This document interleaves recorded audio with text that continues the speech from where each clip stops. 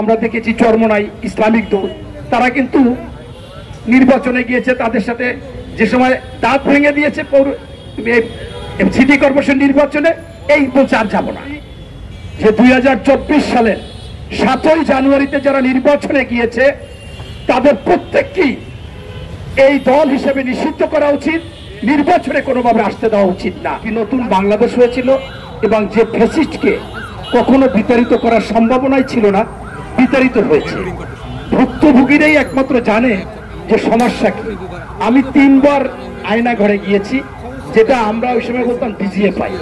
প্রথমবারে আমি 7 দিন ছিলাম, কোনো না কোনো ভাবে আমি চলে আসছিলাম। পরের বার আমাকে 5 দিন রেখেছিল, সেই সময়ে চলে আসছিলাম। এরপরে 2023 সালে জিয়াউর রহমানের মাজার থেকে আমাকে নিয়ে যায়, আমাদের বিএনপির 2জন কেন্দ্রীয় কমিটির লোক ছিলেন, একজন কৃষিবিদ শামীম আর একজন মিডিয়া ইউনিটের দিদার ভাই, তাদের সামনে বয়ে নিয়ে যায়। পরে তারা যে কোনোভাবে 4 ঘন্টা পর ছেড়ে দিয়েছে। প্রতিবারই কিন্তু আতঙ্কে ছিলাম যে ফিরিয়ে যাওয়া যাবে না, এবং একটা সময় পায়ে গুলিও খেয়েছিলাম। তাই ভুক্তভোগীরা জানে যে আসলে সেই সময় তাদের নির্যাতন, অত্যাচার, কষ্ট কি। আমার পাশে যে ভাইটি বসে আছেন, উনি সবচেয়ে বেশি এই গুমের দিনে ছিলেন, আটকা ছিলেন আয়না করে।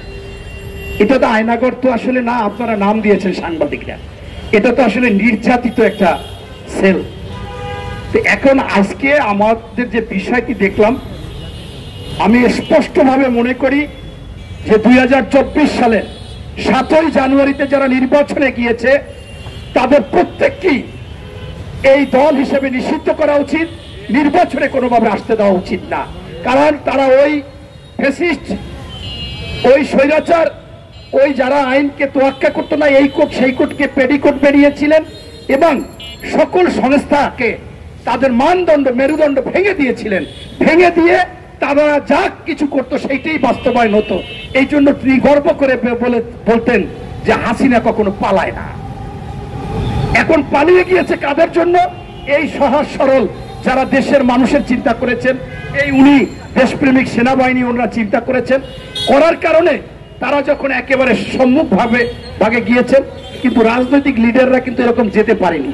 মামলা হয়েছে, 65 লক্ষ লোকের নামে বিএনপির মামলা হয়েছে, কিন্তু তারা এরকম সম্মুখ ভাগে অনেক সময় যায়নি, হিসাব নিকাশ করত। আপনারা দেখেছেন যে অনেক দল, আমরা দেখেছি চরমোনাই ইসলামিক দল তারা কিন্তু নির্বাচনে গিয়েছে, তাদের সাথে যে সময় দাঁত ভেঙে দিয়েছে সিটি কর্পোরেশন নির্বাচনে, এই বলছে আর যাব না। আসলে যখন ভুক্তভোগীরাই বোঝে, তাই আমি মনে করি জাতীয় পার্টি সবচাইতে বাংলাদেশের ক্ষতি করেছে, জনগণের ক্ষতি করেছে, নির্বাচন ব্যবস্থাকে ক্ষতি করেছে। ওই আওয়ামী দোসর বা ওই স্বৈরাচার ফ্যাসিস্টকে থাকার সুযোগ করে দিয়েছেন। এবং নির্লজ্জভাবে ভারত থেকে এসে যখন আপনারা সাংবাদিকরা জিজ্ঞাসা করেছেন যে ভারত সফর করে আসলেন কি সংবাদ, বলছে মুখে তালা, কোনো কিছু বলা যাবে না ভারত ছাড়া। এই দল, এটা কি কোনো রাজনৈতিক দল হতে পারে? এই দল কি বাংলাদেশের কোনো দল হতে পারে? এই দল কি বাংলাদেশের দেশপ্রেমিক কোনো মানুষ হতে পারে? তাহলে সেই দল কেন থাকবে? সেই দল থাকার তো প্রশ্ন আসে না। তাই আমি মনে করি যে 14 দল, এবং আমার দিক থেকে আমি বলি যে 27টি দল নির্বাচনে গিয়েছিলেন, তাদের যাদের একটু দোষ কম, কমপক্ষে একটা নির্বাচনে এই নির্বাচন করতে পারবে।